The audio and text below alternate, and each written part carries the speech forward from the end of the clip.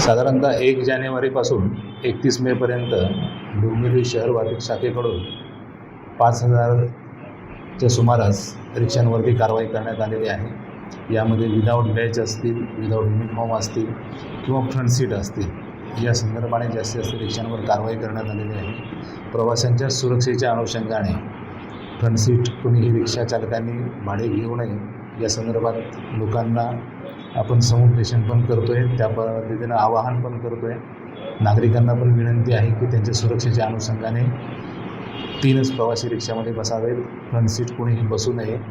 आणि या संदर्भात कारवाई ही दररोज चालू आहे, दैनंदिन कारवाई करत आहोत आम्ही।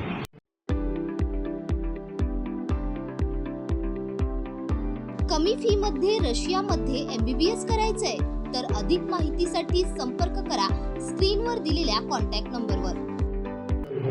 रिक्षा चालकांच्या पदाधिकाऱ्यांना आणि सर्व रिक्षा चालकांना फ्रंट सीट असेल किंवा विदाऊट बॅच असेल, ज्या व्हॅलिड आहेत, जे शासनाने दिलेले नियम आहेत, त्या नियमांतर्गत कारवाई करण्यात येत आहे। त्या संदर्भात त्यांनी स्वतः जागरूक व्हावं आणि नियमांचं पालन करावं, या संदर्भात सूचना देण्यात आलेल्या आहेत। रिक्षा चालक जर परमिटचा भंग करत असेल तर मोटर वाहन कायद्यान्वये त्यांच्यावरती नियमितप्रमाणे कारवाई करण्यात येत आहे।